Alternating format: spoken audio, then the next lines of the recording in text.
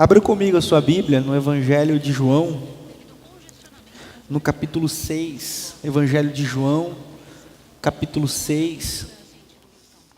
Nós vamos ler a partir do verso de número 60. Evangelho de João, capítulo 6, verso 60, vai ser projetado aqui. Diz assim: ao ouvirem isso, muitos dos seus discípulos disseram: dura é essa palavra, quem pode suportá-la? Sabendo em seu íntimo que os seus discípulos estavam se queixando do que ouviam, Jesus lhes disse: isso os escandaliza?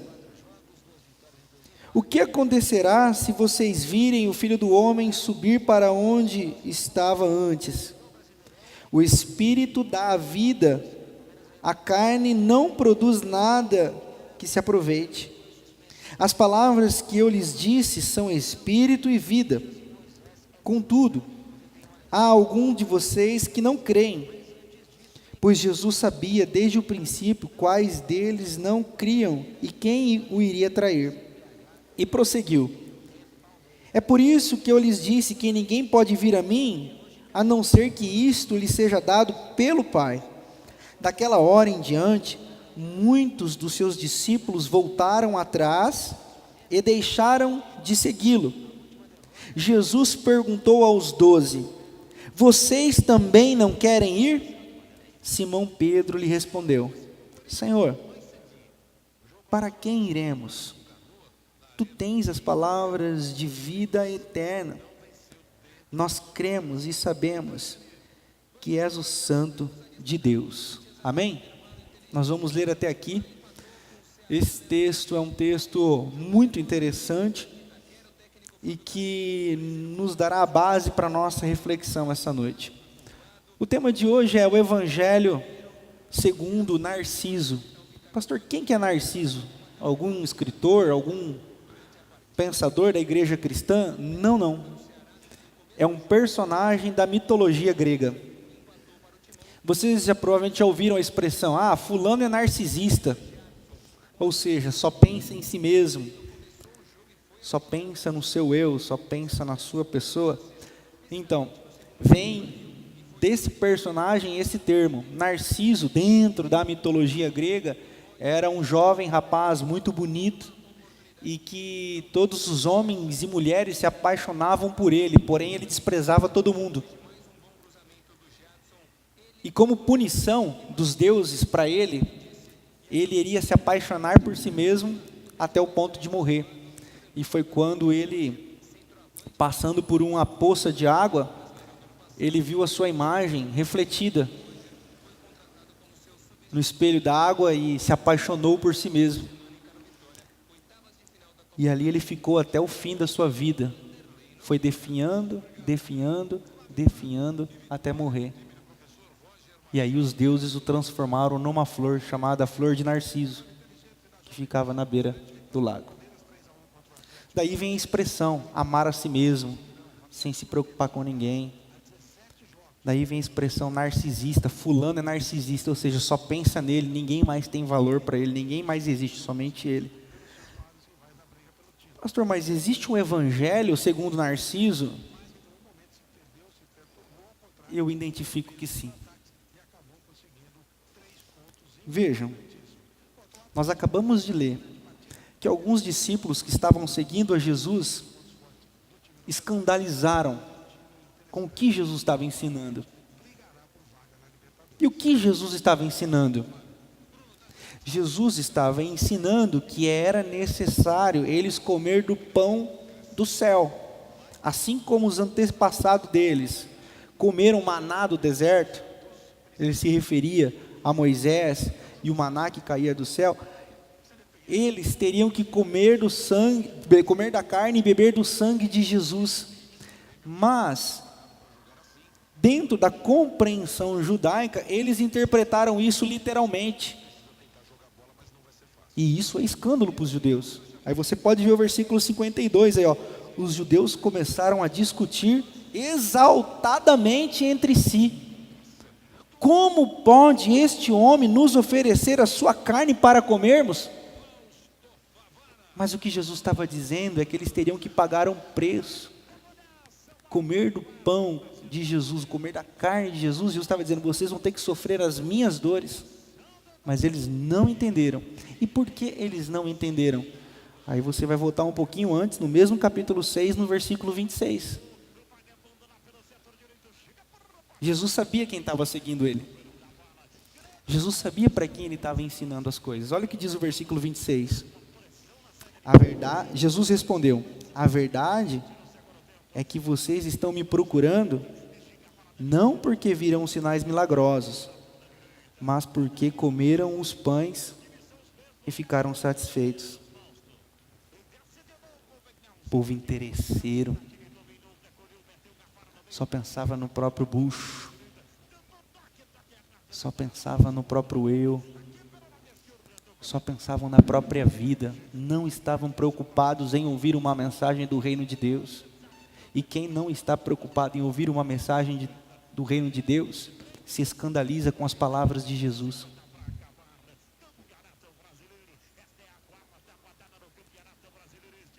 Um evangelho segundo Narciso é um evangelho narcisista que vem sendo pregado nos púlpitos das igrejas, onde o que importa é a sua vida, a sua bênção, a sua agenda, o que você gosta de fazer ou não. Porque eu já tenho problema suficiente para me preocupar com o problema do outro.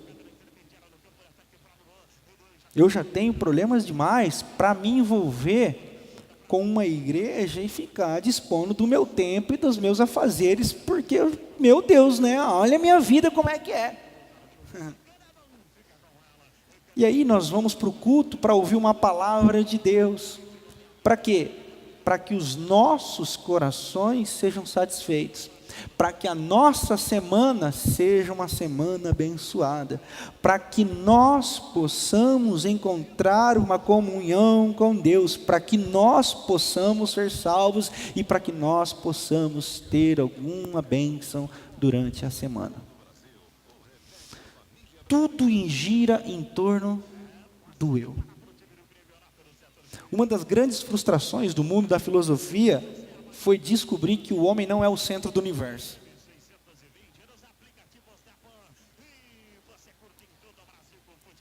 E me parece que esse evangelicalismo que é pregado nos púlpitos da igreja constrói isso de novo.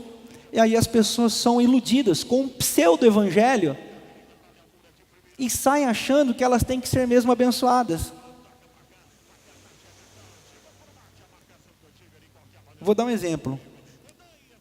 Várias vezes eu terminei o culto sem fazer a tal bênção apostólica, que eu não sei onde o pessoal acha isso na Bíblia, mas o pessoal gosta. Por quê? Porque se eu não fechar com a tal reza da bênção apostólica, como é que vai ser minha semana, pastor? Vamos em paz, que o Senhor vos acompanhe, boa semana, tal. Porque nós somos narcisistas. Porque nós queremos um Deus que nos sirva. Esse é o evangelho segundo Narciso. Esse era o tipo de gente que estava ouvindo Jesus. Porque qual que era a mensagem de Jesus que escandalizou esses caras? Vocês vão sofrer.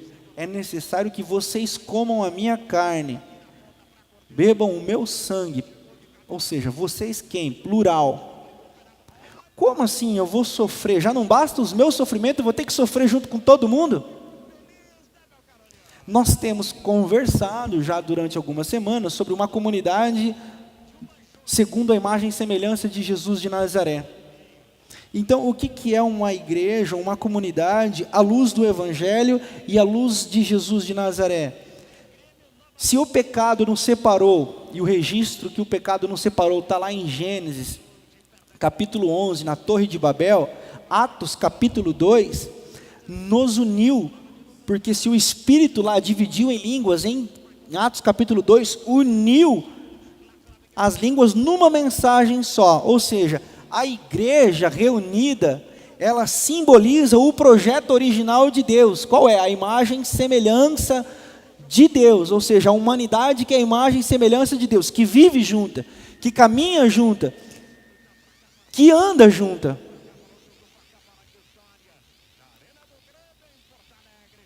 Mas o evangelho segundo Narciso, ou o narcisismo que é em nós colocado, nos tira da roda desse evangelho. O evangelho da graça, o evangelho da partilha, o evangelho da comunhão, o evangelho de não a minha agenda, mas um coletivo. Estes homens que diziam assim, lá em João capítulo 6 ainda, esse cara é maluco. O que ele está dizendo? Que nós vamos ter que sofrer, que nós vamos ter que comer do sangue dele? Eles não estavam entendendo nada. Por quê? Porque quem só pensa no próprio estômago não consegue compreender a mensagem do reino de Deus. Por isso que tem muitas pessoas convertidas à igreja e à religião, e essa religião pode ser a protestante, e essa igreja pode ser uma igreja bíblica e não ser salvo, como tem pessoas que nem faz parte da igreja e nem conhecem o evangelho de Jesus, mas entendeu o reino de Deus e faz parte do reino de Deus.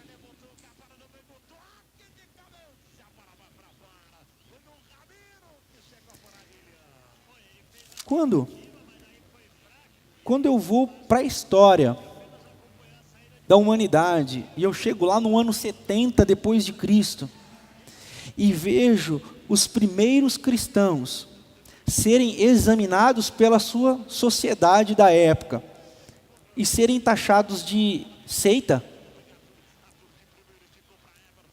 os cristãos do ano 70 depois de Cristo eram taxados de seita. Por quê? Porque eles não tinham templo, eles não se prostravam perante imagens, não ofereciam sacrifícios. E o que espantava a sociedade da época? Eles faziam tudo com muito amor, andavam junto, e tudo que faziam junto e com alegria. E os caras não entendiam. Por quê?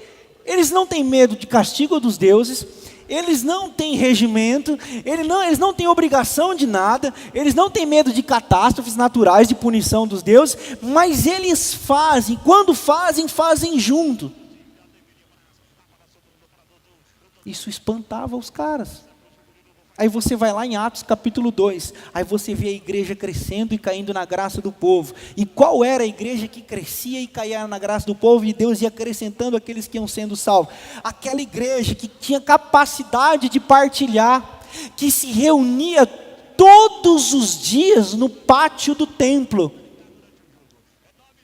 de casa em casa, partilhavam tudo o que tinham. Olha que interessante, é essa igreja. Essa igreja não existe mais. Será que o Espírito esqueceu da gente? Não, fomos nós que nos esquecemos do Espírito. Hoje nós estamos preocupados com a nossa agenda.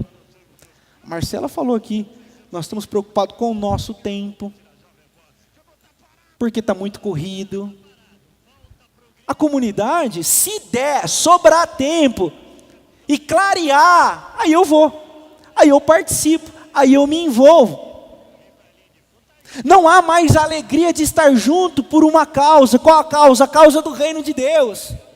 E nós temos total autoridade para dizer essas coisas. Por quê? Porque aqui, na primeira igreja batista em Botucatu, exatamente ninguém é obrigado a nada. Você que caminha com a gente, que vem aqui na aula do Talmidim, na aula dos novos membros, já caminha conosco, sabe que aqui ninguém é obrigado a nada. Porém,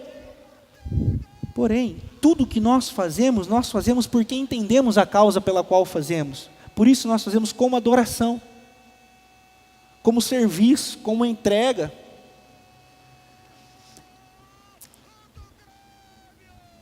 O grande desafio é quebrar esse evangelho segundo Narciso e escandalizar os narcisistas. Provocar os narcisistas, ou o narciso que existe em mim, para que esse narciso diga assim: Que isso? É o Evangelho. Não, mas você não tem tempo. Eu não perguntei nada para você, Narciso. Não, mas não vai dar. Narciso, segura a tua onda, Narciso. E todos nós temos o Narciso que habita em nós, que vai nos dizendo o que devemos, o que não devemos fazer de acordo com as nossas prioridades, com as nossas comodidades.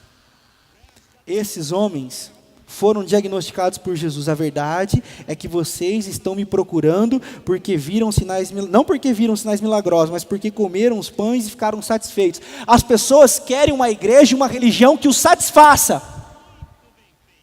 mas que não os coloque diante da rota de comer da carne de Jesus. Ou seja, que os tire da zona de conforto, que os confronte contra a sua agenda de vida e sua agenda de prioridades. Nós vivemos a polarização religiosa. O que é polarização religiosa? Polarização religiosa é a seguinte: existe um extremo. Qual que é o extremo? O extremo do religioso. O extremo do religioso é assim: é aquele cara que vive na igreja, aquela mulher que vive na igreja, aquela beata chata, aquele religioso chato que come, bebe, dorme, respira a igreja, e que pega no pé de todo mundo, e que enche o saco de todo mundo, que não liga para a esposa, que não liga para o marido, que não liga para o filho, que não liga para o neto, gira em torno da igreja, não pensa em ninguém. Isso é um tipo de narciso, que está pensando em aliviar o fardo religioso que ele tem. Aí ele sacrifica tudo e a todos. Esse é um extremo. E esse é o extremo que marca a nossa história religiosa e que provoca um outro tipo de narciso. Qual que é o outro tipo de narciso? O outro tipo de narciso é aquele que diz assim: não, eu não quero ser daquele jeito, mas ele vai para o outro extremo, porque nós tendenciamos a ser extremistas. Nós tendenciamos sempre a ser polarizados. Não, quando der eu vou. Não, quando eu puder eu participo, quando eu puder eu me envolvo, se sobrar tempo na minha agenda, aí sim, aí se eu puder, e caber, e tal. E tem uns que chegam a pensar: nem preciso ir na igreja, eu nem preciso ir na igreja. Mas por quê? Porque é um reflexo do espelho reverso do outro lá. E o convite do Evangelho é você não ficar lá e nem ficar lá. O convite do Evangelho é você assim, entender esse Espírito de Jesus que nos une. Então, não é que eu sou obrigado, e porque isso é um narcisismo, eu sou obrigado para eu ser salvo e ser livre, porque eu tenho que fazer alguma coisa. Como eu também não sou totalmente livre de compromissos um para com o outro, porque já diria mestre Eckhart, um filósofo muito interessante que eu gosto muito, ele diz assim: compreender a Deus é uma coisa senão outra, compreender o outro. E o que é compreender o outro? É quando eu me jogo, é quando eu entro para dentro do outro, e só é capaz de entrar dentro do outro quem se relaciona.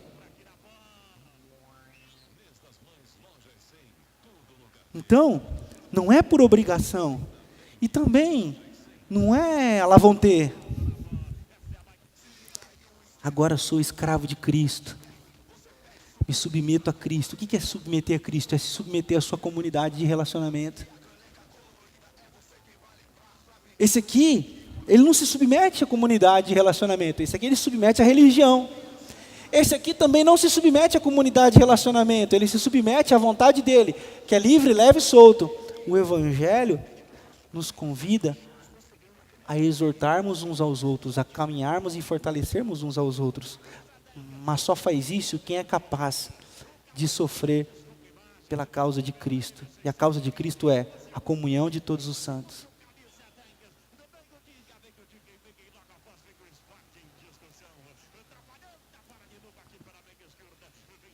É por isso que a mensagem do Evangelho escandaliza. Quando as pessoas dizem: pastor, o senhor tem que ir na igreja? Eu digo: não tenho que nada. Mas eu não consigo não me relacionar com a minha comunidade. Não dá. Não dá, irmãos. E nós nos tornamos escravos de um movimento contemporâneo. Nós somos escravos. Nós somos escravos do nosso trabalho. Nós somos escravos de quanto nos custa viver por mês. Nós somos escravos de uma programação de televisão que diz que bom mesmo é viajar, então a gente trabalha porque viajar tem que ser muito bom, e que não sei o que lá, porque viajar é a vida, e nós nos tornamos escravos, nós sacrificamos relacionamentos porque nós precisamos viajar. Nós nos tornamos escravos de um sistema que nos rouba o pensamento. Já diria René Descartes, né? Penso, logo existo. Ou seja, quem consegue raciocinar, quem consegue entender, consegue avaliar o seu quadro, consegue avaliar aonde está colocando as suas prioridades.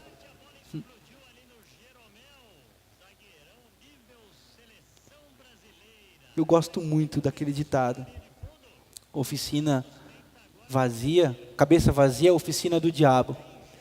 Esse é um ditado que a classe opressora dos patrões e donos de empresas colocou para que todos os empregados não parassem de trabalhar e produzissem cada vez mais. Porque se eles ficassem parados, eles conseguiriam pensar em como ganhar o próprio dinheiro e como se libertar das garras de opressão do patrão. Porque pensar é coisa do diabo. Porque pensar é coisa que liberta. Porque pensar é coisa que nos faz analisar os quadros da vida. E as pessoas não querem pensar. As pessoas têm preguiça de pensar. Querem tudo pronto o tempo todo. A igreja se acostumou a receber a mensagem pronta. É por isso que muitas igrejas são manipuladas. Porque não acostuma a pensar. Não costuma raciocinar. Esses dias um cara me respondeu num vídeo da internet. Ele falou que queria me questionar. Ele queria me fazer algumas perguntas das quais ele já tinha resposta. Eu falei, então você não quer conversa, você quer debate. Se você quer me fazer pergunta que você já tem a resposta, ele disse, e eu tenho certeza que você não vai responder, então para que você quer me ouvir? Ele falou, porque eu quero fazer um teste. Eu falei, não sou DNA? Vai fazer teste de DNA, comigo não. Você teste? Fazia teste quando eu jogava bola, né? Aí eu ia fazer teste nos clubes para entrar. E ele falou assim, você manipula, a religião manipula as pessoas, provocando nelas certezas inquestionáveis. Eu falei assim, você tem certeza do que você está falando? Ele falou assim, tenho. Eu falei, é exatamente isso. Ele falou assim, você não aceita meus argumentos. Eu falei assim, mas que argumento? Até agora você não argumentou nada. Então, as pessoas pensam que pensam, mas não pensam, porque se pensassem, pensariam realmente do que estão falando. Nós nos tornamos repetidores do que a gente sempre ouviu. A gente não elabora, a gente não raciocina. E por não raciocinar, começamos a fazer as coisas no piloto automático. A psicanálise vai dizer o seguinte, Freud vai dizer que aonde nós não pensamos, nós agimos no piloto automático. É o chamado inconsciente. Vou dar um exemplo aqui. Você já reparou, depois que você aprende a dirigir, você troca as marchas inconscientemente? Quando você está aprendendo a dirigir, você fica prestando atenção. Agora é segunda, agora é terceira, agora é a hora. Mas depois que você aprende, já fica inconsciente. É tão inconsciente que quando aí você pega um carro automático, você pisa no freio pensando que é embreagem. O carro chega, empina assim. Ó. Mas por quê? Porque nós fazemos coisas no inconsciente. E espiritualmente, e ligado a Deus, nós também fazemos coisas inconscientemente que nós não pensamos. Ou do lado de cá, ou do lado de lá, e nos perdemos. Nos perdemos. Porque pensar implica em reconstruir.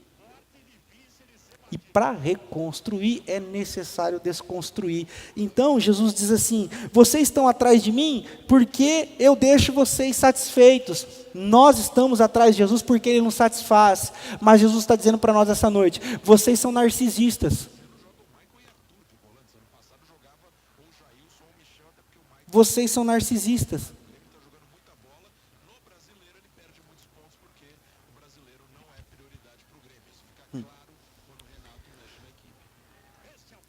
Eu sonho com uma comunidade que se relacione,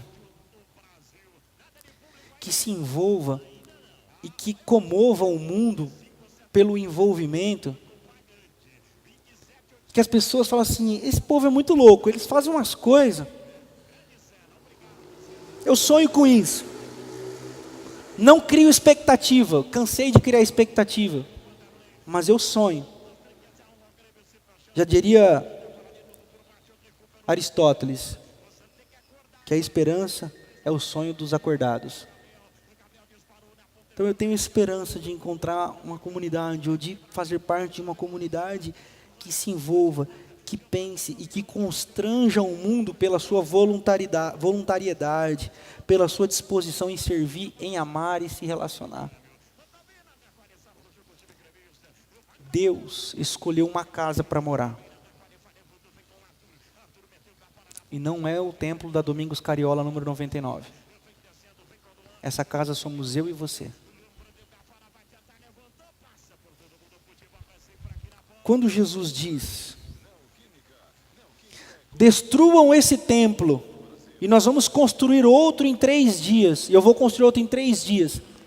Os caras ficam, como assim? Davi levou não sei quantos anos para construir esse templo aí, mano. Você vai construir outro em 3 dias? Tá maluco? O que Jesus estava dizendo? Jesus estava dizendo assim, ó. Porque dentro da tradição judaica, se você chegasse para um judeu na época disso e falasse, ó, onde é a casa de Deus? Eles iam apontar para o templo. Lá, ó, o templo de Salomão. Onde Deus mora? Eles iam apontar para lá. Aí Jesus chega e fala assim, ó, pode destruir que eu vou construir outro em 3 dias. O que Jesus estava dizendo para eles? Quando nós falamos em 3 dias, o que você lembra? Pode falar, o que você lembra? 3 dias. Ressurreição. Jesus estava falando dele. E aí quando Jesus diz assim, ó, lá em João capítulo 14, eu vou preparar um lugar para vocês, na casa do meu Pai há muitas moradas. Nós, ocidentais, influenciados por um pensamento romano e por um pensamento grego, nós já pensamos céu. Mas Jesus não está falando do céu. Provavelmente, o Espírito Santo, Deus e Jesus olhando, alguém falar isso, vou preparar um lugar, um pastor falando, né? E esse lugar é o céu. Os caras devem olhar e falar assim, mas quem falou isso para ele? Como assim céu? Que céu? A casa para o judeu era o templo. E quando Jesus usa a casa do meu Pai há muitas moradas, Jesus está falando dele. E como é que funcionava o esquema da casa de Deus, dos judeus? Vamos aqui. É como se lá fora da porta fosse o pátio. Lá ficava todo mundo, vírgula. Os cadeirantes, os leprosos, os doentes não podiam entrar no pátio, para dentro do muro do templo. Aqui, aonde vocês estão, ficavam os sacerdotes. Somente os sacerdotes poderiam entrar. E havia a sala do Santo dos Santos, que somente o sumo sacerdote poderia entrar. E entrava ainda com uma corda amarrada na cintura e com um sininho. Por quê?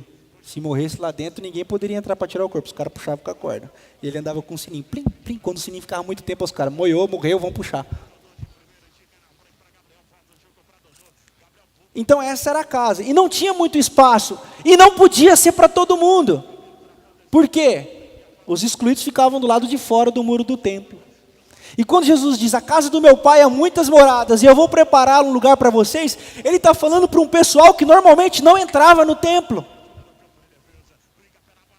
E eu vou preparar um lugar para vocês, na casa do meu Pai há muitas moradas, há lugar para todo mundo. Há um lugar para todo mundo, ou seja, na comunidade de Deus há lugar para todo mundo pode se relacionar. Por quê? Porque o véu do templo foi rasgado, a glória de Deus inundou o templo, já não há mais separação, já não há mais limites, todos têm lugar na casa de Deus. Então, o que é uma comunidade não narcisista? É uma comunidade que há lugar para todo mundo e todos se relacionam, todos comungam, todos se ajudam, todos se relacionam, todos têm uma unidade em comum. É por isso que é comum unidade, comunidade. Nós temos uma causa, e qual é a causa? Não é a nossa fé, eu falei isso semana passada, não é a nossa fé, mas é o nosso próximo. Por quê? Porque as pessoas que entrarem aqui não vão procurar a glória de Deus, porque já não há mais santo dos santos. A glória de Deus inundou o templo, inundou as pessoas, e é por isso que ele diz: eu vou para o Pai, mas eu voltarei, e eu estarei com vocês para sempre. Ele está falando do Espírito Santo, e ele inunda a nossa vida. Nós somos a casa de Deus, e as pessoas que entram aqui nesse lugar, veem Deus aonde? Aqui. Aonde? É no rosto, no olhar, no abraço de cada um. Por que então que nós precisamos nos relacionar? Porque é no relacionamento que Deus abraça, que Deus acolhe, que Deus mostra misericórdia. É no acolhimento que Deus se manifesta. É no falar estamos juntos, é no partilhar do pão, é no partilhar da mesa. É por isso que eu disse aqui semana passada e repito de novo: do fundo do meu coração, do fundo da minha alma, a minha maior alegria é quando vejo pessoas que não se conheciam conversando e se relacionando, porque eu começo a entender que o Espírito Santo está fazendo a obra dele. A obra do Espírito Santo não é você chorar. A obra do Espírito Santo não é você levantar a mão. A obra do Espírito Santo não é você sair pulando, gritando, subir na parede, rolar no óleo, mergulhar no fogo, se queimar não sei na onde. A obra do Espírito Santo é você começar a enxergar o outro, porque somente pelo Espírito Santo nós somos capazes de nos livrar do narciso que habita em nós. Então, por que nós congregamos? Por que nós viemos à igreja? Por que nós temos uma comunidade? Porque Deus habita em nós. E porque Deus habita em nós, é impossível eu não me relacionar. É impossível. Então percebem como eu já não estou mais aqui desse lado, na obrigação religiosa, e também já não estou na despretensiosidade, da superficialidade de uma vida cristã. Eu encontro o caminho. E qual é o caminho? Eu sou o caminho, a verdade e a vida. Ninguém pode vir a Deus a não ser por mim. Ou seja, ninguém encontra esse caminho se não for Jesus. E quais são as palavras de Jesus? Se vocês se amarem uns aos outros, saberão que vocês são meus discípulos. Amem uns aos outros como eu amei vocês. Comam da minha carne. Você sabe que a psicologia diz uma coisa muito interessante. Tudo aquilo que não é vivido pode ser idealizado. Essa é uma linguagem mais técnica. Eu vou traduzir. Você já deve ter ouvido. A grama do vizinho sempre é mais verde. Ou seja, aquilo que não é vivido é idealizado. Ou seja, a grama do vizinho sempre é mais verde. Aí você vai lá para a grama do vizinho e você começa a falar: nossa, mas como a minha voltou a ficar verde? Aí você vai para lá. Aí, mas nossa, como... porque aquilo que não é vivido é idealizado. Então muitas vezes nós não somos comunidade e projetamos na comunidade um lugar perfeito. Um lugar perfeito. Mas por quê? Porque nós não nos relacionamos. E por projetarmos um lugar perfeito e não vermos esse lugar perfeito, nós caímos nisso aqui, ó. Eu lembro um dia que alguém chegou em mim e falou: pastor, não vou para a igreja, lá é cheio de hipócrita. Eu falei assim: mano, sempre tem lugar para mais um, pode vir. Por quê? Porque idealiza. Idealiza. Mas aqui não é o lugar dos perfeitos. Onde está escrito isso? Na Bíblia que eu leio, está escrito que Jesus se sentou com os piores. E sabe, os religiosos olhavam para Jesus e chamaram Mateus e falaram assim: ô Mateus, Assim, esse é o Jesus lá, o de Nazaré. Aí Mateus falou, é sim, Senhor. Mas esses caras na mesa aí com ele, essas prostitutas sentadas aí com ele, assim, ele não é o Messias que vocês falam? Aí Mateus, é ele mesmo. Mas você não está entendendo, Mateus, ele é o Messias, é o Messias. Aquele que prometido é. E essa gente aí? E Mateus fala, é exatamente isso. Não compreende. A comunidade é esse lugar onde as pessoas são bem-vindas, todas elas, independentemente de classe social, de estilo de roupa, de opção sexual, de trabalho, todas são bem-vindas e todas são observadas e vistas como seres humanos. Seres humanos.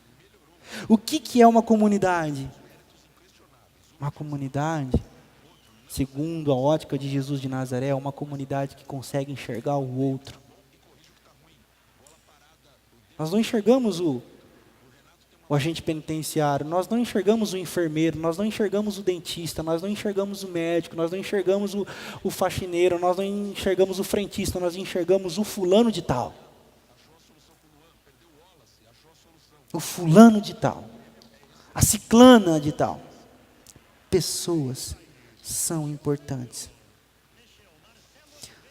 Por isso eu gostaria de finalizar a reflexão dessa noite, dizendo que na casa de Deus há muitas moradas, e há lugar para todo mundo na casa de Deus, há lugar para as pessoas dentro de nós, e nós precisamos abrir esse lugar dentro de nós para que as pessoas entrem e façam morada, porque nós somos a casa de Deus. A minha oração é que a nossa comunidade seja ainda mais acolhedora, receptiva, aberta, comprometida e compromissada a se relacionar, a se dar, a se doar. Tem uma frase do pastor Ed Renekiewicz que diz assim: quem dá do seu sem dar de si, não deu. Quem dá do seu sem dar de si, não deu. Porque Deus tem a ver com pessoas, e pessoas têm a ver com Deus. É a frase que está até ali naquele cartaz. Por isso eu quero convidar você essa noite, nós vamos cantar que Jesus é o caminho, a verdade e a vida. E que nós queremos amar mais o Senhor, amém? Se você quer amar mais o Senhor, abra o seu coração para as pessoas. Abra o seu coração para a comunidade. E sabe o que é abrir o coração para a comunidade? É dizer, eis-me aqui. Pode contar comigo. Eis aqui o meu tempo. Eis aqui o meu ombro. Eis aqui a minha lágrima. Eis aqui a minha partilha. Eis aqui o meu irmão. Comunidade é isso. Se parecer com Jesus de Nazaré, é isso. Sabe, irmão?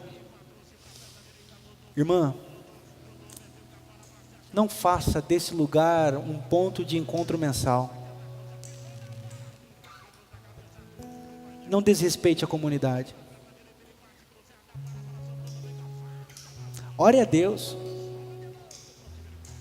Peça misericórdia. Peça ajuda.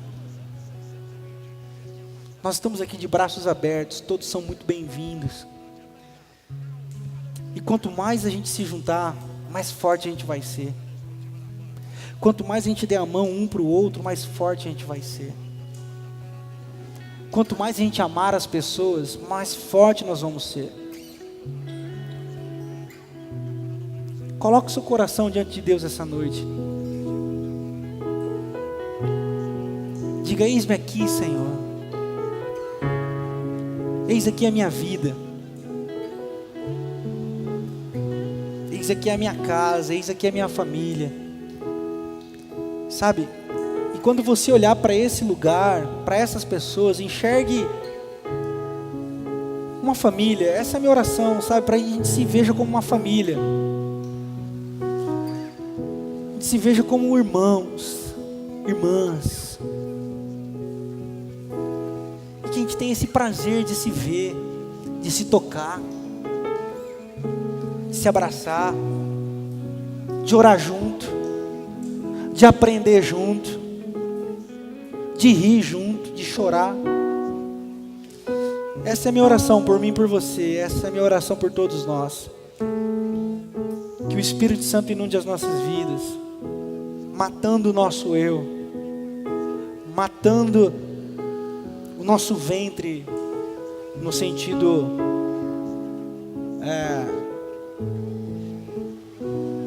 uma metáfora, né? Uma metáfora, tipo, que a gente possa olhar para o outro, que a gente possa olhar para o próximo, e que na caminhada de nos encontrarmos possamos nos fortalecer e nos ajudar e crescer. Amém?